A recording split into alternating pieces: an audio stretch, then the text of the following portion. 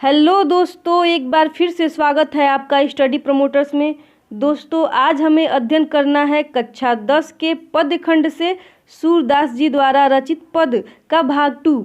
दोस्तों, भाग 1 का अध्ययन हम पहले कर चुके हैं, उसे आप चैनल पर जाकर देख सकते हैं या उस वीडियो का लिंक हम अपने डिस्क्रिप्शन में दे देंगे, उसे वहां से आप देख सकते हैं। वीडियो को अंत तक देखिएगा, यह वीडियो भी पहले वाले वीडियो के जैसे ही इंटरेस्टिंग होगा। तो चलिए चलते हैं हम अपने पंक्तियों पर। इस पद में गोपियाँ मुरली से ईर्ष्या करती हैं और सभी गोपियाँ मिलकर आपस में योजना बनाती हैं और कहती हैं कि इस मुरली को चुरा लिया जाए।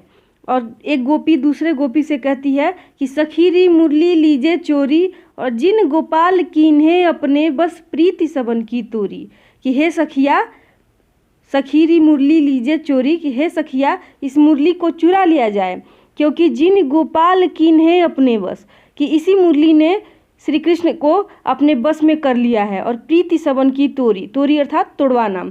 और कहती हैं कि इसी मुरली ने हम सभी के प्रीति को, हम सभी के प्रेम संबंधों को तोड़वा दिया है। और छिन एक घर भीतर निसी बासर, धरत न कबहू छोरी। छिनी, छिनी अर्थात क्षण।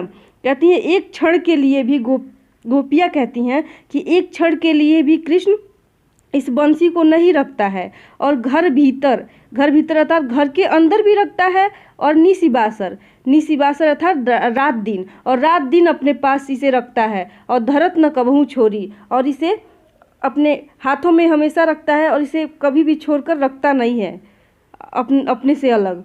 और कबहू कर कबहू अर्धनी, कटी कबहू खोसत जोरी।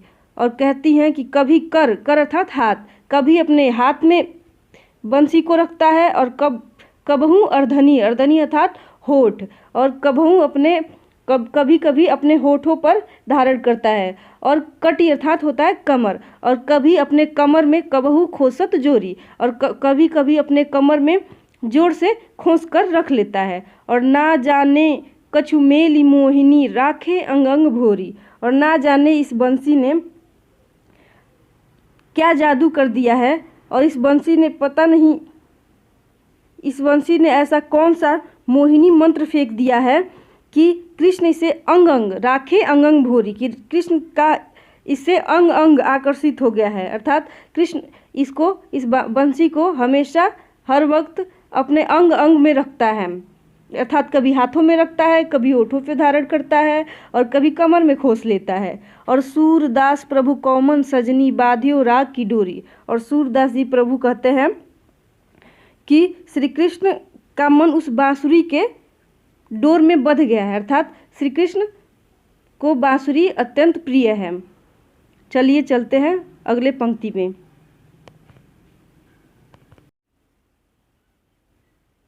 इस पद में श्री कृष्ण जब कंस को मारकर मथुरा ही रह जाते हैं तो वहाँ उन्हें ब्रज की बड़ा याद आता है। और वे अपने मित्र उद्धव से कहते हैं कि उद्धव मोहि ब्रज बिसरत नाही, वृंदावन गोकुल बन उपवन सघन कुंज की छाही। कहते हैं कि हे उद्धव, मुझे ब्रज कभी भूलता नहीं है, अर्थात मुझे ब्रज बड़ा याद आता है। और वृंदावन गोकुल बन उपवन सघन कुंज की छाही।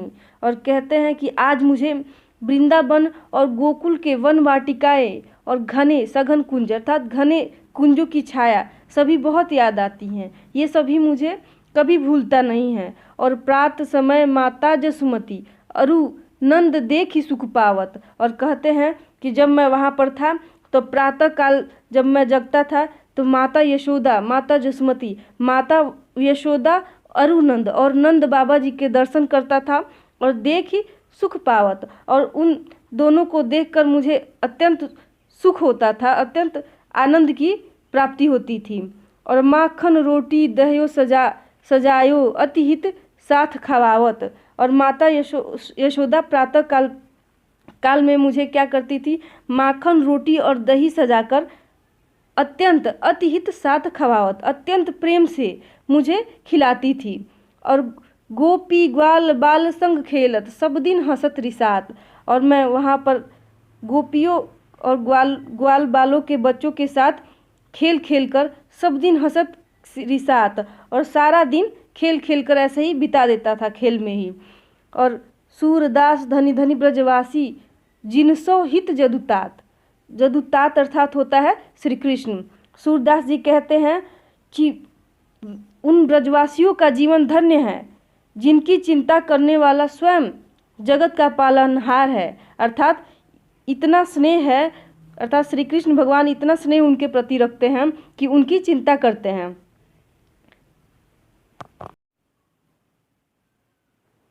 इसमें उद्धव जी गोकुल पधारे हैं और गोपियों को योग शिक्षा देते हैं, अर्थात योग के बारे में बता रहे हैं और उसे ग्रहण करने के लिए कहते हैं। किंतु गोपियाँ अपनी असमर्थता व्यक्त करते हुए कहती हैं कि उद्धव मन न भये 10-20, एक हु तो गयो श्याम संग को और राधे ईस की। उद्धव मन न भये 10-20 की, हे उद्धव जी हमारे पास कोई 10-20 हृदय नहीं है, 10-20 मन नहीं है। एक हु तो गयो श्याम संग, हमारे पास केवल एक ही हृदय था, एक ही मन था जो श्री कृष्ण के साथ ही मथुरा चला गया है। और को और राधे ईस, और राधे अर्थात निराकार। और अब हम किस हृदय से तुम्हारे निराकार ब्रह्म की उपासना करें। और इंद्र शिथिल भई केशव बिन, ज्यों देह बिन शीस। और इंद्र शिथिल अर्थात हमारी सारी इंद्रियां शिथिल हो गई हैं, अर्थात हमारी सारी इंद्रियां थक गई हैं। और ज्यों देह बिन शीस, और जैसे बिना सिर का शरीर होता है उसी प्रकार हमारी दशा हो गई है। और आशा लगी रहती तन श्वासा, और जीवहि कोटि बरिस, और हम इसी आस से अभी तक जीवित है कि कृष्ण कभी न कभी यहाँ पर हम लोग के पास लौट कर जरूर आएंगे। और जीवी कोटि बरिस, और इसी आस के साथ कोटि बरिस कि हम हजारों लाखों करोड़ों वर्षों तक जीवित रह सकती हैं। और तुम तो सखा श्याम सुंदर के सकल जोग के ईज, और कहती हैं कि हे उद्धव तुम तो श्री कृष्ण के मित्र हो, सकल जोग के ईश, और ये सारे योगों को भी तुम जानते हो। और सूर हमारे नंद नंदन बिनु और नहीं कोई और नहीं जगदीश। और सूरदास जी कहते हैं कि गोपियाँ कह रही हैं कि हे उद्धव जी कि इस नंद नंदन अर्थात नंद बाबा के लाल के सिवाय, नंद बाबा के पुत्र के सिवाय, अर्थात श्री कृष्ण के सिवाय हमारा कोई ईश्वर नहीं है, कोई जगदीश नहीं है, अर्थात वही हमारे ईश्वर हैं। चलिए चलते हैं अगले पंक्ति में। उद्धव जाहु तुम ही हम जाने, श्याम तुम ही हो कौ नहीं पठयो, तुम हो बीच भुलाने। उद्धव जाहु तुम ही हम जाने। ब्रज की गोपियाँ उद्धव जी से कहती हैं कि हे उद्धव जी आप जाइए, आपको हम लोग जान चुके हैं। और श्याम तुम ही हो नहीं पठयो, तुम हो बीच भुलाने, कि आपको श्याम अर्थात श्री कृष्ण ने आपको यहाँ नहीं भेजा है, तुम हो बीच भुलाने, कि आप बीच में ही भूल कर यहाँ पहुँच आए हैं, यहाँ पर चले आए हैं। और ब्रज नारीन सो जोग कहत हो, बात कहत न लजाने। और हम जैसे ब्रज बालाओं से जोग की बात कहते हैं, इस बात को कहते हुए आपको लज्जा नहीं आती, आपको शर्म नहीं आती। और बड़े लोग न विवेक तुम्हारे ऐसे भय अयाने, कि आप सयाने हो गए हैं, आप बड़े हो गए हैं, लेकिन आपके पास विवेक नहीं है। अर्थात अयाने अर्थात होता है अज्ञानी, अर्थात कि आप बड़े तो जरूर हो गए हैं किंतु आपके पास अज्ञानता है, आप ज्ञानी नहीं हैं। चलिए देखते हैं अगले पंक्ति को। हम सो कही लई हम सही के जिये गुण लेहु सयाने। गोपियाँ कहती हैं कि आपने जो कुछ है उद्धव जी, आपने जो कुछ कहा है हमने तो सह लिया है, किंतु जिये गुण लेहु सयाने, कि लेकिन आप स्वयं अच्छी तरह से विचार करके देखिए कि आपने कहाँ तक कहा है, आपने क्या कहा है। और कह अबला कह दशा दिगंबर मष्ट करो पहचाने, कि हम जैसे बालाओं से, हम जैसे स्त्रियों से आप योग की बात करते हैं।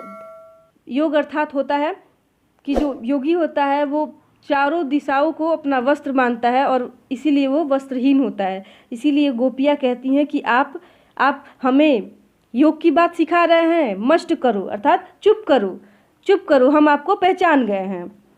अर्थात आप हमें योगियों की तरह रहने के लिए संदेश दे रहे हैं। इस स्थिति को हम भला स्त्रियाँ हम सभी कैसे और कहाँ तक अपना सकती हैं? आप चुप करो, आप शांत हो जाओ, हम आपको जान चुके हैं। और कहती है, साच कहो तुमको अपनी सौ, बूझत बात न निदाने। और कहती हैं, सच सच बताओ तुम्हें, हे उद्धव जी, तुम्हें हमारी कसम है, हमारी सौंग है कि आप सच सच बताओ कि सूर श्याम जब तुम्हें पठायो तब न कहो मुस्काने। कि जब उद्धव सूरदास जी कहते हैं कि गोपियाँ उद्धव जी से कह रही हैं कि हे उद्धव जी, जब आपको श्याम ने, जब आपको श्री कृष्ण ने यहाँ पठाया था, अर्थात यहाँ भेजा था, तब तनिक मुस्काए तो नहीं थे। अगर मुस्काए थे तो ज़रूर आपके साथ वो मस्ती कर रहे थे, अर्थात ठिठोली कर रहे थे। चलिए देखते हैं अगले पंक्ति को। इस पद में ब्रज की गोपियाँ उद्धव जी से निर्गुण ब्रह्म के बारे में और उनके स्वरूप और व्यक्तित्व के संबंध में पूछती हैं और कहती हैं कि निर्गुण कौन देश को वासी, कि हे उद्धव जी, आप जिस निर्गुण ब्रह्म की चर्चा कर रहे हैं, जिस निर्गुण ब्रह्म के बारे में हमें बता रहे हैं, वो किस देश का रहने वाला है। और मधुकर कही समुझाई सौदे, बूझत साँच न हासी। और मधुकर, यहाँ मधुकर उद्धव जी का नाम है, इसीलिए यहाँ पे मधुकर कहा गया है। तो मधुकर कही समुझाई सौदे, कि हे उद्धव जी, मैं आपको सौगंध देकर पूछती हूँ कि बूझत साँच न हासी, कि आपके और आपके साथ मैं हंसी नहीं कर रही हूँ, मजाक नहीं कर रही हूँ। और को है जनक, को है जननी, कौन नारी के को दासी। और कहती हैं कि आप ये हमें बताइए कि जो आपके निर्गुण ब्रह्म हैं उनकी जनक कौन है, अर्थात उनके पिता कौन है, और को है जननी, और उनकी माता कौन है, और कौन नारी को दासी, और कौन नारी उनकी पत्नी है, अर्थात कौन उनकी पत्नी है, और को दासी, और कौन उनकी दासी है, और कैसे वरण वेश है कैसो, और की रस में अभिलाषी। और फिर पूछती हैं गोपियाँ कि कैसे वरण वेश हैं, अर्थात उनका रंग कैसा है, वह कैसे दिखते हैं, और उनकी वेशभूषा कैसी है, और किस रस में अभिलाषी, और वे किस प्रकार के रस की अभिलाषा करते हैं, अर्थात किस रस के, अर्थात किस आनंद की अभिलाषा करते हैं। और पावे गो पुण्य कियो अपनो, जो रे करोगो गासी। और फिर गोपियाँ कहती हैं, हे उद्धव जी, यदि आप इस बात को, अर्थात हम जो बात आपसे जो प्रश्न पूछे हैं, इस बात को जरा सा भी आप इस बात में अगर बताने में जरा सा भी छल कपट करेंगे तो निश्चय ही उसका बुरा परिणाम आपको मिलेगा। और सुनत मौन है रहियो बावरो, सूर सबे मति नासी। और गोपियों के इन प्रश्नों को सुनकर उद्धव जी बावले होकर चुप हो जाते हैं और सूर सबे मति नासी। और सूरदास जी कहते हैं कि उद्धव जी का वहाँ पर सब विवेक नष्ट हो जाता है, अर्थात खत्म हो जाता है, समाप्त हो जाता है, शून्य हो जाता है। उद्धव जी समझ में नहीं आता है उद्धव जी को वो कि गोपियों को क्या जवाब दें। इस पद में श्री कृष्ण देवकी के गर्भ से उत्पन्न हुए थे, परंतु उनका लालन पोषण यशोदा जी द्वारा हुआ था। और जब श्री कृष्ण मथुरा चले जाते हैं तब यशोदा जी अत्यधिक दुखी होती हैं और वे माता देवकी को संदेश भेजती हैं उद्धव जी द्वारा और कहती हैं, संदेशो देवकी सो कहियो, कि हे उद्धव जी, देवकी से यह मेरा संदेश कह देना, हो तो धाय तिहारे सुत की, मया करत ही रहियो। कि हो तो धाय तिहारे सुत की, धाय अर्थात होता है माँ के समान पालन करने वाली अन्य स्त्री। तो वो देवकी जी से कहती हैं कि माता यशोदा, कि हे देवकी जी, मैं तो तुम्हारे पुत्र की पालन पोषण करने वाली मात्र धाय हूँ और इस नाते मया करत ही रही हो, और इस नाते आप मेरे ऊपर दया करते ही रखना, अर्थात दया बनाए रखना। और यद्यपि टेव तुम जानती उनकी, तो मोही कही आवे। यद्यपि टेव अर्थात होता है आदत। और कहती हैं कि वैसे तो देवकी जी आप श्री कृष्ण के आदतों को जानती ही होंगी, फिर भी तब भी तो मोही कही आवे, फिर भी तब भी मैं उनके विषय में कुछ बताना चाहती हूँ, आपसे कुछ कहना चाहती हूँ। प्रात होत मेरे लाल लड़ैते, माखन रोटी भावे। प्रातः होत अर्थात प्रातः काल, अर्थात सुबह होते हुई, सुबह जब श्री कृष्ण उठते हैं तो मेरे लाल श्री कृष्ण को माखन रोटी भावे। मेरे लाल श्री कृष्ण को मक्खन और रोटी अत्यधिक प्रिय लगता है, अर्थात वह सुबह उठकर मक्खन और रोटी ही खाते हैं।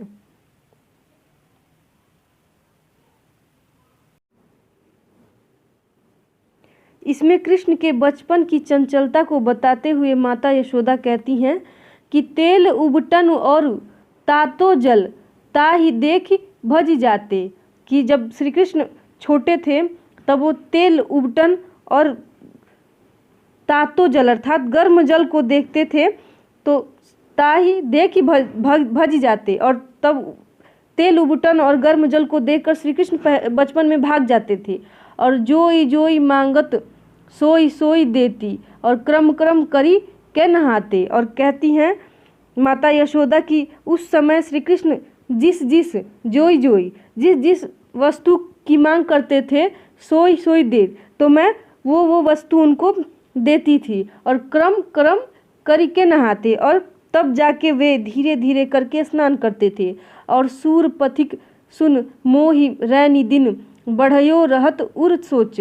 और कहती हैं सूरदास जी कहते हैं कि माता यशोदा कह रही हैं उद्धव जी से कि अब मैं रात दिन रैनी दिन अर्थात रात दिन इसी बात को सोचती रहती हूँ, अर्थात मेरी चिंता रहती है इसी बात की कि मेरो अलग लड़े तो मोहन वह करत संकोच, कि मेरा अलग अर्थात अत्यंत लाडला दुलारा श्री कृष्ण वहाँ पर जाकर कहीं संकोच तो नहीं करता होगा, अर्थात कहीं वो भोजन करने में कहीं संकोच तो नहीं करता होगा, अर्थात लजाता तो नहीं होगा। तो दोस्तों इस प्रकार यह पद समाप्त होता है। यह सूर सागर से लिया गया है।